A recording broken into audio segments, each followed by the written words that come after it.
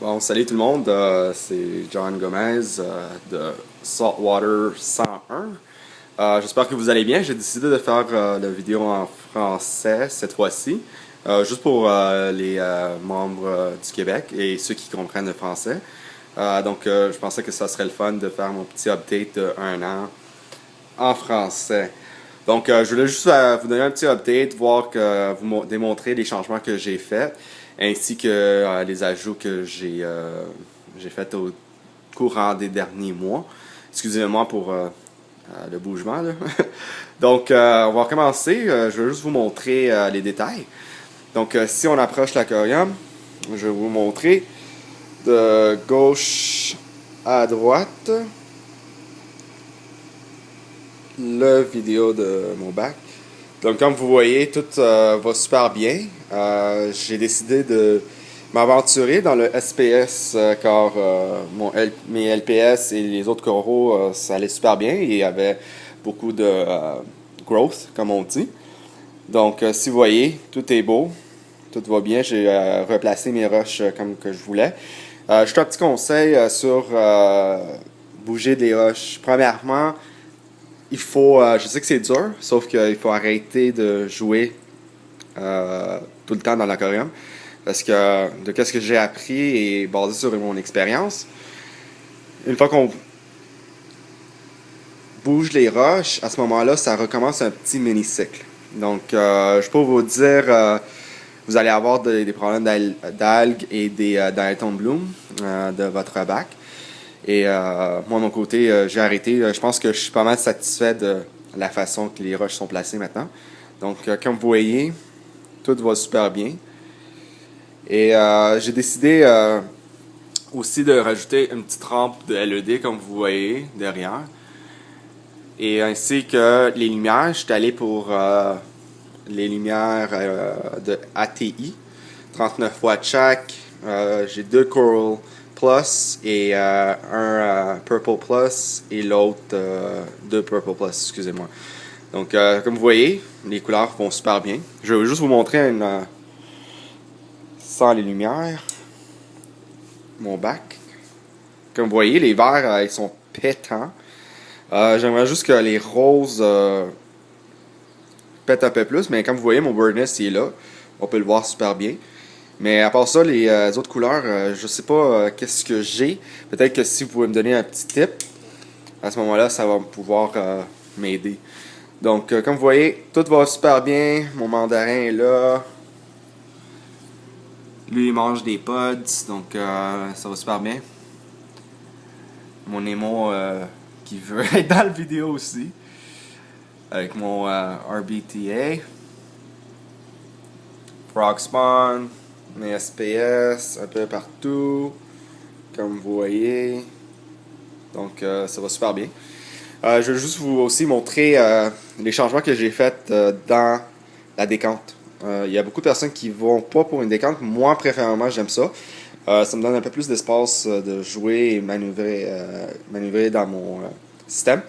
Je trouve ça c'est un avantage actuellement parce que vous pouvez faire pousser des algues en bas, pour enlever les nitrates, ainsi que contrôler les nutriments qui sont dans l'aquarium.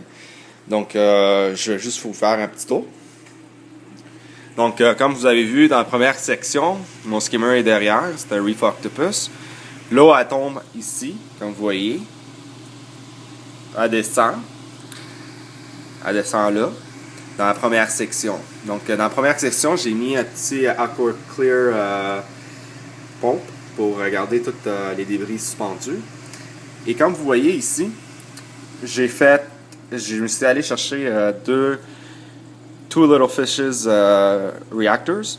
Donc un qui roule du GFO pour l'instant. Je vais bientôt changer ça pour du ROA. Et l'autre du charbon. Les deux produits ont été achetés chez BRS, Bulk Creek Supplies. Les prix sont très abordables. Aussi, vous pouvez vérifier avec les autres magasins au Québec pour vous donner un bon prix pas mal abordable. Sur ça, comme vous voyez, la pompe est là. La pompe vient va chercher l'eau. Elle tombe dans la première section qui est là. elle rentre. L'eau est poussée par en bas jusqu'en haut. Là, c'est interconnecté. Donc, une pompe contrôle 2 réacteurs. C'est ça que je voulais justement parce que de toute manière, je trouve qu'avoir 2 pompes, c'est de un, ça va rouler beaucoup d'électricité. Et de deux, si vous voyez, le carbone, il tamboure pas trop. Donc c'est comme ça qu'il faut que ça tamboure pas trop, pour que ça commence à briser. Donc comme vous voyez, ça va super bien. Donc la sortie est là. Et voilà. Et pour l'instant, c'est ça. Si vous voulez voir les Xena que j'ai à vous donner, honnêtement, je demandais 5$, mais c'est à vous si vous voulez les chercher. Et ça, c'est la deuxième section, la refuge. Donc, j'ai fait un peu de changement. J'ai trimé, j'ai enlevé beaucoup de mon algue parce que ça poussait comme débile. J'ai essayé une nouvelle sorte de algue qui était en bulle, mais je trouvais que c'était pas mal évasif. Ça envahissait ma section du milieu, donc je trouvais pas ça beau, donc j'ai tout enlevé. Et je suis allé voir un des hobbyistes, comme vous le connaissez, Paul Forteguino, pour aller chercher un petit bout de Cheeto algue Cheeto. J'aime super ça. C'est contrôlable et ça se coupe super bien. Et les nitrates, ça va pas asexual comme on dit.